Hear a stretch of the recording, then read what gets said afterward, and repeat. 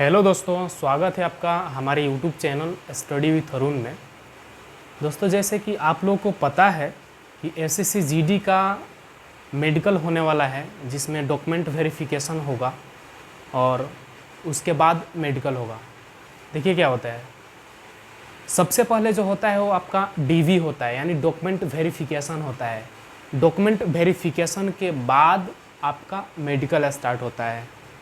तो इस वीडियो के माध्यम से मैं आप लोगों को बताऊंगा कि मेडिकल में मतलब डॉक्यूमेंट क्या क्या चेक होता है और कौन कौन सा डॉक्यूमेंट ऐसा है जो बहुत ज़रूरी है, जो आपके पास होना ही चाहिए।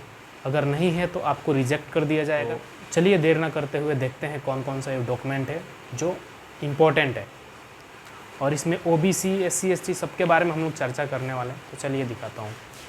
सबसे पहला जो डॉक्यूमेंट है वो है आपका 10th का मार्कशीट और उसके रिलेटेड सर्टिफिकेट। सबसे पहले आपके पास क्या होना चाहिए, 10th का मार्कशीट होना चाहिए और पासिंग सर्टिफिकेट।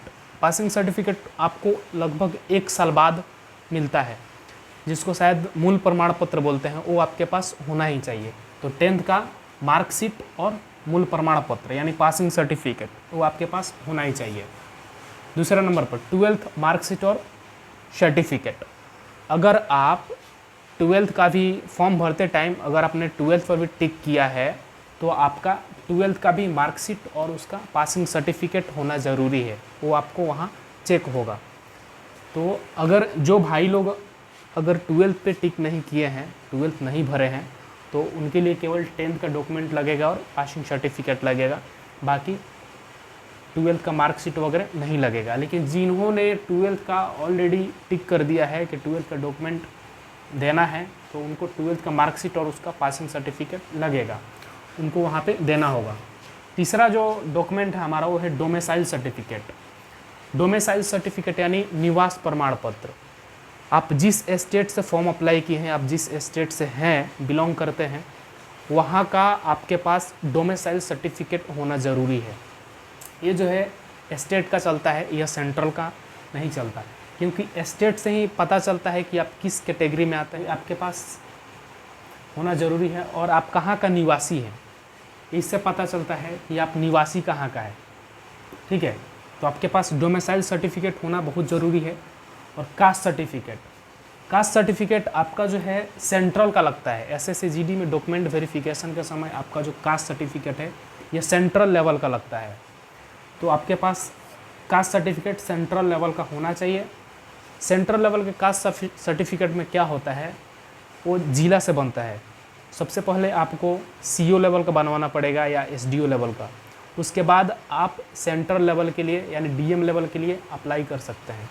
सेंट्रल लेवल के कास्ट सर्टिफिकेट में एक्चुअली होता क्या है, वहाँ पे भारत सरकार लिखा रहता है, भारत सरकार लिखा रहता है वहाँ पे, तो समझिए कि वो सेंट्रल लेवल का कास्ट सर्टिफिकेट है।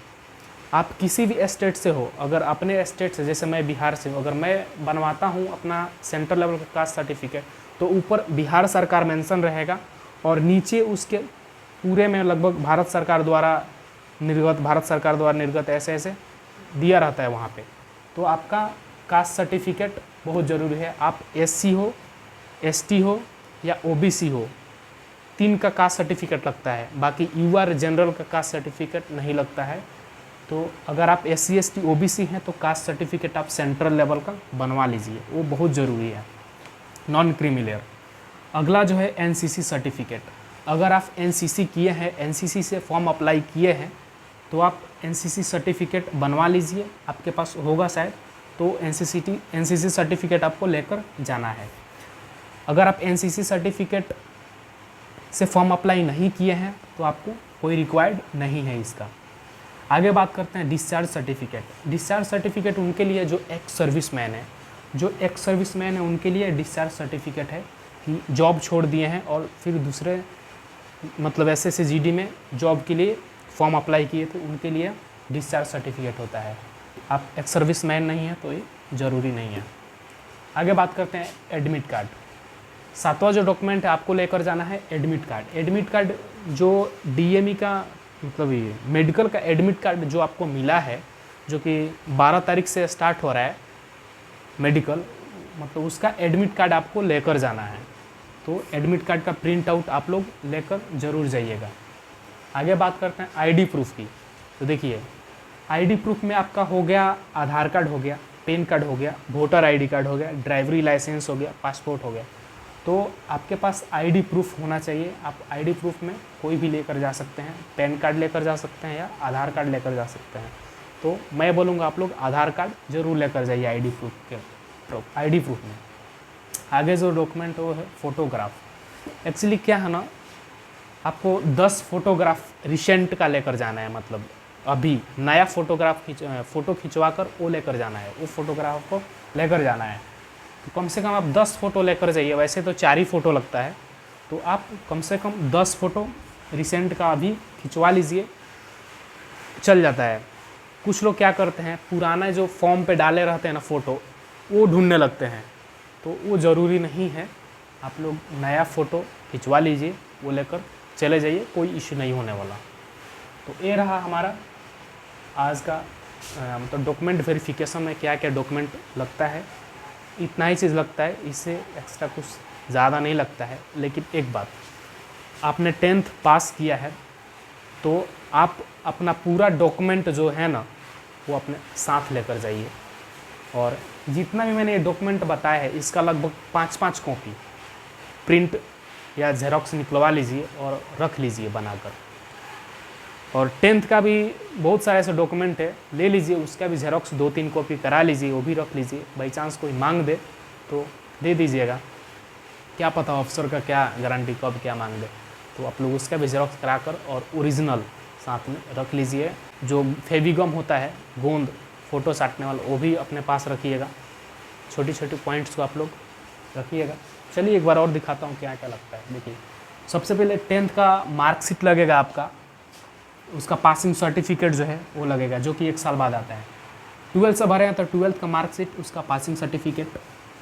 तीसरा नंबर पर डोमिसाइल सर्टिफिकेट, निवास प्रमाण पत्र। आप जहाँ के निवासी हैं वहाँ का आप स्टेट से डोमिसाइल सर्टिफिकेट बनवा लीजिएगा। कास्ट सर्टिफिकेट सेंट्रल का लगता है। अगर आप SC ST OBC हैं तो अपना कास्ट सर्टिफिकेट बनवा लीजिए। यूआर कैटेगरी के लिए अगर आप EWS से फॉर्म अप्लाई किए हैं तो अपना EWS बनवा लीजिए, नया चल जाता है।